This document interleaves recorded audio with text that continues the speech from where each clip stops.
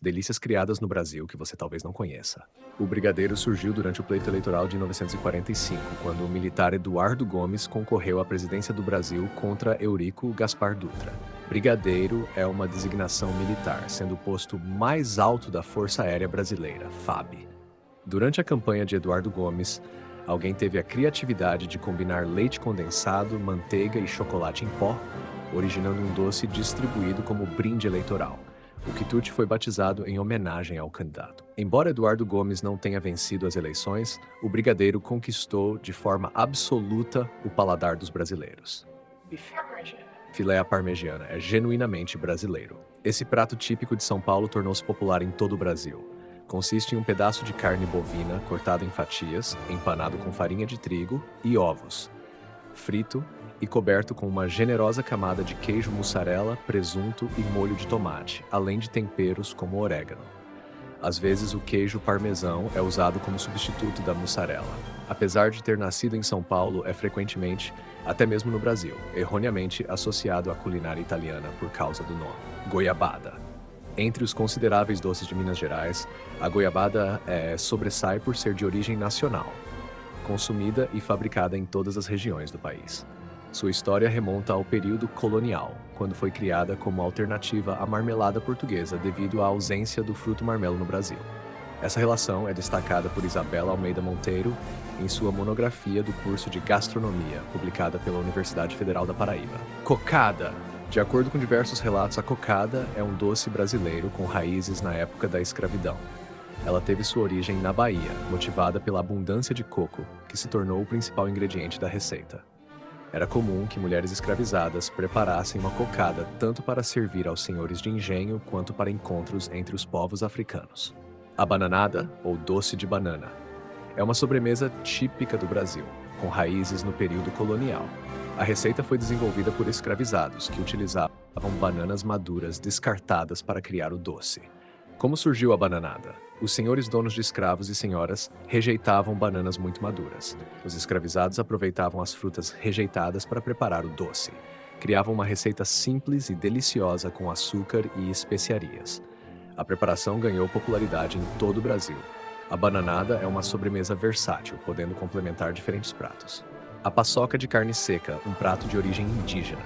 Feita de farinha de mandioca e carne seca, a palavra paçoca vem do tupi, que significa esfarelar, tritura. Originalmente, era um alimento durável lá e que se mantinha conservado por mais tempo. Tropeiros e bandeirantes levam paçoca como sustento em suas viagens. Originalmente feito no pilão, uma mistura com carne seca e farinha de mandioca. Com o passar dos anos, a receita se manteve e conquistou todo o país. Pé de moleque. Reconhecido como Patrimônio Cultural e Material de Minas Gerais, o pé de moleque produzido em Piranguinho é tido como o mais saboroso do Brasil. Tanto é que na cidade, há uma celebração em sua homenagem, a festa do maior pé de moleque do mundo. Apesar de ser amplamente consumido durante os festejos juninos, o doce está disponível o ano inteiro em mercados, feiras livres e lojas de artesanato por todo o Brasil. A paçoca doce feita de amendoim. A paçoca é um dos doces típicos do Brasil e é muito apreciada nas festas juninas. É um doce de origem indígena, que surgiu no período colonial brasileiro. A palavra paçoca vem do tupi, que significa esfarelar, triturar. Antes da colonização, os povos indígenas já faziam uma mistura de farinha de mandioca com outros ingredientes. Os colonos alteraram a receita, adicionando açúcar e amendoim. A paçoca era um alimento muito consumido por tropeiros e garimpeiros. A paçoca é um dos doces típicos do Brasil e é muito apreciada nas festas juninas. A feijoada à brasileira. É um prato que consiste em um ensopado de feijão preto com diversos tipos de carne de porco e boi. É servido com farofa, arroz branco, couve refogada e fatias de laranja, entre outros acompanhamentos.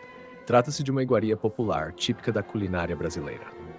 A primeira menção conhecida à feijoada à brasileira ocorreu no Recife, em Pernambuco, no ano de 1827.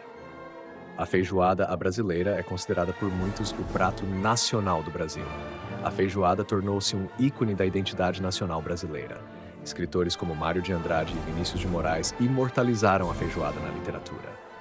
Não se sabe quem inventou a feijoada brasileira, mas existem várias teorias sobre sua origem.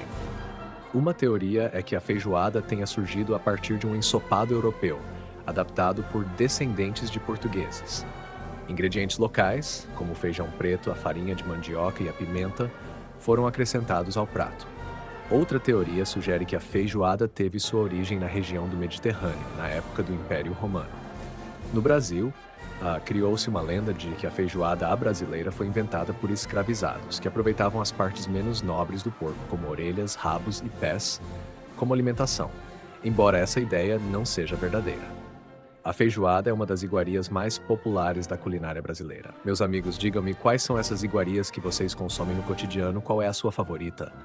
Por favor, diga-me nos comentários, seria um prazer em responder com muito carinho. Beirute é um sanduíche paulistano, criado em 1951. O restaurante Bambi, onde teria sido criado o Beirute sanduíche no pão sírio, serviu sua última refeição no último domingo, 29 de janeiro de 2012. Imigrante libanês Farer Sader. O nome Beirute faz referência à capital do Líbano, não apenas pelo local de nascimento de seu criador, mas também influenciado pela culinária libanesa, feita com pão sírio. A receita original, criada por um dos sócios do restaurante Bambi, na Alameda Santos, consiste em pão sírio, queijo mussarela, za'atar, rosbife e tomate. Porém, atualmente, mesmo em São Paulo, é mais comum encontrar versões modificadas que incluem ovo, alface e substituição do rosbife por presunto ou lagarto fatiado. É possível perceber influências de outros sanduíches populares no Brasil. A combinação de presunto e queijo, por exemplo, é comum no misto quente feito no pão francês. É um tipo de pão de tamanho reduzido, com formato cilíndrico e alongado, miolo branco e macio e crosta dourada e crocante, muito popular no Brasil. É feito com farinha, sal, água e fermento. Apesar do nome, o pão é originário do Brasil, onde é amplamente consumido e não na França. Além do Brasil, também é encontrado no Chile, na região andina da Bolívia e do Peru, e em menor quantidade na Argentina e no Uruguai. O pão francês recebeu esse nome no Brasil por influências das classes altas no final do século XIX e início do século XX, que admiravam a cultura francesa e buscavam replicar os hábitos europeus. Naquela época, a elite brasileira solícita aos padeiros da época que faziam um pão semelhante ao que era servido em Paris, mais claro e crocante. Com o tempo, o pão foi adaptado ao gosto brasileiro e o nome pão francês apareceu, apesar de ser uma invenção totalmente brasileira. A jornada de vocês até aqui me enche de alegria. Cada opinião que vocês compartilham é como uma bússola que me guia por esse oceano criativo, ajudando-me a criar conteúdo que realmente toca o coração. Um simples like pode parecer pequeno, mas é ele que impulsiona esta jornada a continuar. Além disso, seu engajamento é o combustível que faz este projeto evoluir a cada dia mais.